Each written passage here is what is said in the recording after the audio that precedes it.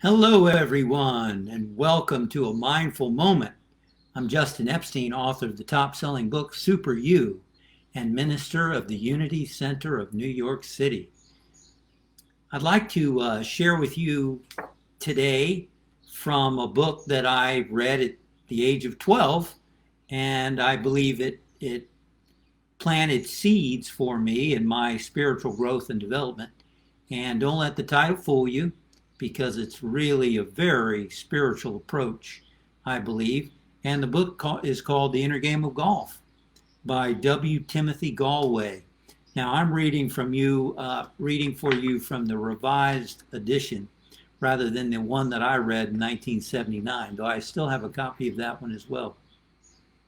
But I want to talk to you today about what Galway calls the master skill. And it's the master skill for every activity in life.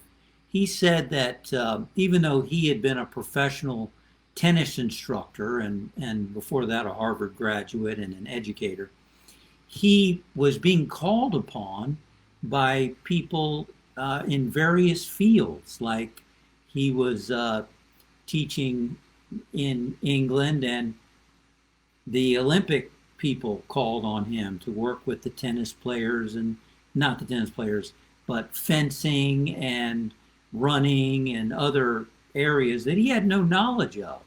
When he was working with pro golfers in Texas, the Houston Philharmonic approached him about doing a demonstration of coaching with a tuba player.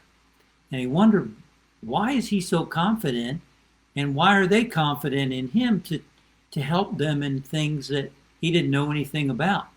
And it was because of this master skill of concentration, relaxed concentration. And it's used in everything that we want to do well. We've got to be relaxed and concentrated.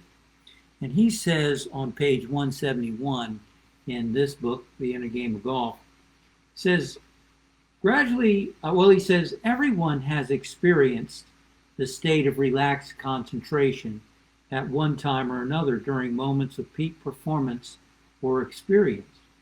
In those spontaneous but all too elusive moments of heightened alertness and perception, actions seem artlessly excellent, and life seems simple and whole. Even in complicated, demanding situations, the effort needed is clear, and actions flow out of us that are uncannily appropriate. Now, isn't that neat? I bet you've experienced that in your own life, in some area of your life. I think I've experienced it not only in golf, but also in public speaking, in writing, where there's no doubt, there's no fear. Everything is flowing. And it's a heightened sense of awareness.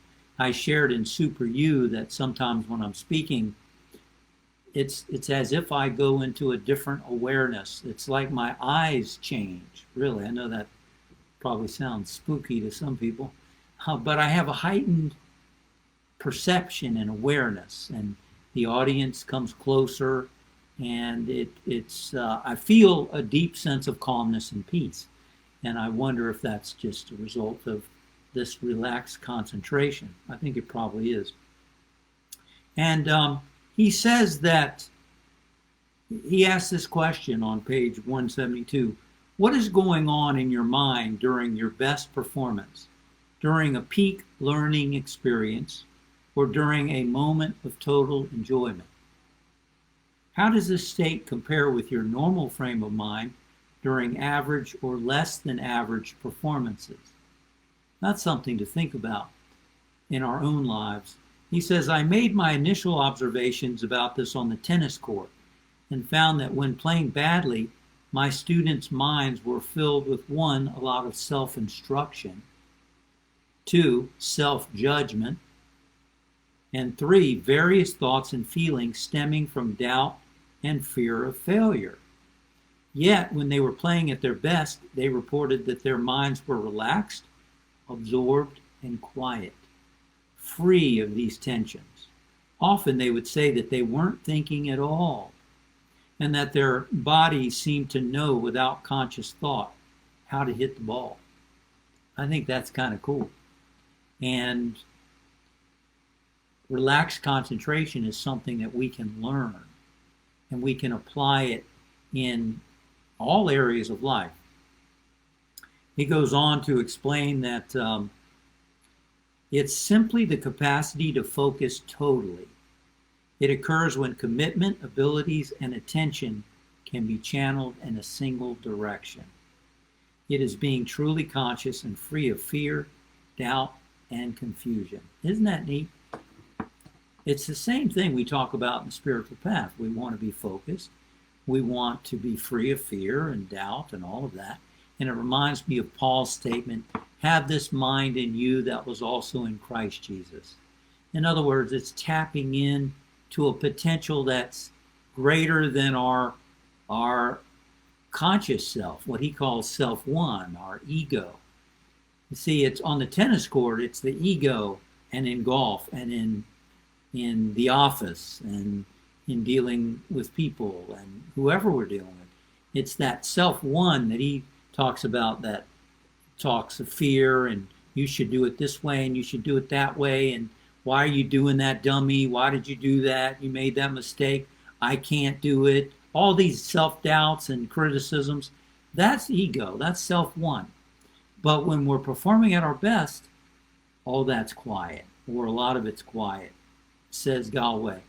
And our greater potential, our higher power, the spirit within, is able to express through us in whatever it is that we're doing. He calls it the master skill, and it's not something you're just born with. It's something that can be developed, and it can be learned. It can't be taught, but it can be learned through practice. And I want to talk more about this important skill in another mindful moment.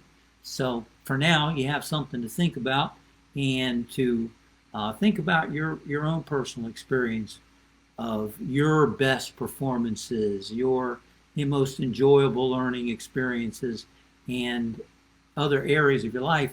Were you in a state of relaxed focus and concentration?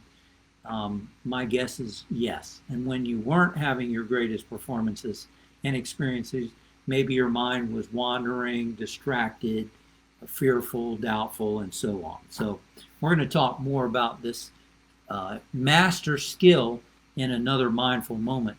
I hope you'll join me tomorrow for a guided meditation at the same bat time on the same bat channel. And I'll see you next time. And this is Justin Epstein, encouraging you to have a great rest of the day.